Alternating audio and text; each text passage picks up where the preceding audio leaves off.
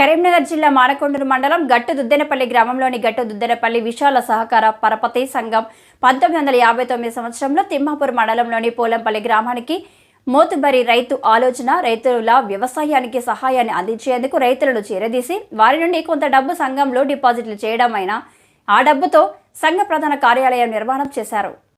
వారు స్థాపించిన సంఘం దేశానికే ఆదర్శంగా నిలిచింది. ఇప్పుడు ఆ సంఘం భారతదేశం కాశీ టు కన్యాకుమారి జాతీయ రహదారి 4 లైన్ల నిర్మాణంలో సగభాగంలో సంఘ భవనం, పరిశ్రమలు, గోదాములు, విక్రయశాలలు, రహదారుల నిర్మాణం కూల్చివేసి నూతనంగా సంఘ ఆవరణలోని ఖాళీ స్థలంలో నిర్మాణానికి శంకుస్థాపన కార్యక్రమం చేపట్టారు. ముఖ్య అతిథులుగా మానకొండూరు శాసనసభ్యులు డాక్టర్ కవ్వంపల్లి సత్యనారాయణ పాల్గొని శంకుస్థాపన గావించారు. మంత్రి పొన్నం ప్రభాకర్ రావాల్సింది కానీ వారికి హైదరాబాద్లో అత్యవసర పని ఉండటం రాలేదు. సభలో పాల్గొన్న రైతులతో ఫోన్లో మాట్లాడి సంఘాన్ని రాష్ట్ర ప్రభుత్వం నూతన నిర్మాణానికి సహకారం అందిస్తుందని తెలిపారు. సంఘం చైర్మన్, పాలకవర్గం, రైతులు ఎమ్మెల్యే కవ్వంపల్లి జన్మదినం సందర్భంగా శాలువాలు కప్పి పుష్పగుచ్చాలు అందించారు. అనంతరం సంఘానికి రైతులకు సహాయ సహకారాలు ప్రభుత్వం హామీ రుణమాఫీ ఆగస్టు మాసంలో చేస్తామని చెప్పారు. చైర్మన్ రాధాకృష్ణ గారు మిత్రులు నాకు చాలా కాలంగా తెలిసి ఈ కార్యక్రమం రమ్మని చెప్పినారు కానీ అనుకోని కారణాల వల్ల హైదరాబాద్లో ఆగిపోయినా దయచేసి అందరూ క్షమించవలసిగా కూడా ముందుగా చైర్మన్ గారు, ఎమ్మెల్యే గారు, ఏదైనా ఈరోజు ఎమ్మెల్యే గారికి మీ అందరి సమక్షంలో కూడా జన్మదిన శుభాకాంక్షలు. నేను కూడా ఒక సహకారవాదిని, మీకు తెలుసు. నేను కరీంనగర్ సిక్కింలో అధ్యక్షులనే నా రాజకీయ జీవితాన్ని ప్రారంభించి మార్కెట్ DCMS చైర్మన్ నుంచి మార్కెట్ చైర్మన్గా అయినాను. అప్పుడు DCMS చైర్మన్గా, మార్కెట్ చైర్మన్గా గట్టు దుద్దెనపల్లి విశాల పరపతి సహకార సంఘానికి అనేక రకాలుగా నేను అండగా నిలిచిన. భవిష్యత్తులో ఇప్పుడు కూడా క్రిప్కో డైరెక్టర్గా ఉన్నాను.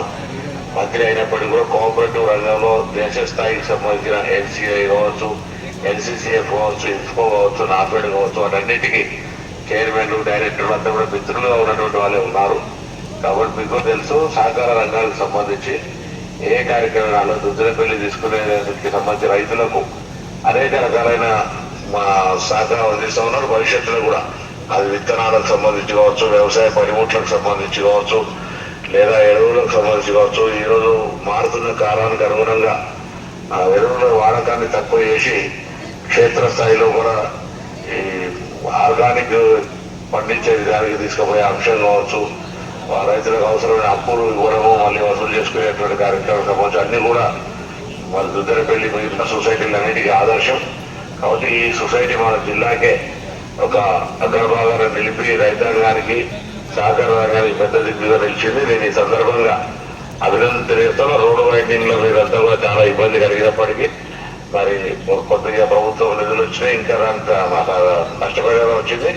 భవిష్యత్తులో మీకు ఇంకేదైనా కావాలనుకుంటే కూడా నేను కూడా మీకు సహకారం చేయడానికి ప్రయత్నం చేస్తా. గౌరవ శాసనసభ్యులు ఎప్పుడు కూడా దుద్దెనపల్లి సహకార సంఘం గురించి మాట్లాడుతూ ఉంటారు. కాబట్టి నన్ను దయచేసి క్షమించండి. ఈరోజు రానందుకు తప్పకుండా నేను ఒక సహకారవాదిగా దుద్దెనపల్లి మేము కలిసి చాలా కాలంగా కలుసుకోలేకపోయినాం కానీ చాలా కాలం నుండి కలిసి ఉన్నాం. మరి ఈ సందర్భం చాలా గొప్పది. సంఘం అన్ని విధాల అభివృద్ధి చెందాలని, మరి నేషనల్ హైవే వెళ్ళిపోతూ మనకు కూడా కొంచెం విషాదాన్ని మిగిల్చింది. కానీ అభివృద్ధికి మనం ఆటంకం కాకూడదు. నేషనల్ హైవే అనేది ఒక మంచి ప్రాజెక్టు. మరి మనలందరూ కూడా కోరుకుంటా ఉన్నారు. ఈరోజు ప్రాజెక్టు పోతుంది కానీ మా బిల్డింగ్స్ పోతూ ఉన్నాయి. ఒకటి మాకు రావాల్సినటువంటి ధర రాలేదు. 2 లక్షలు ఉంటే 80,000 ప్రకారం ఇచ్చినారు, వ్యవసాయ భూమికి ఇచ్చినట్టు. ఇది చాలా కమర్షియల్ బిడ్ అని నాకు అధ్యక్షులు రాధాకృష్ణరావు గారు, పాలక సభ్యులు చెప్పడం జరిగింది.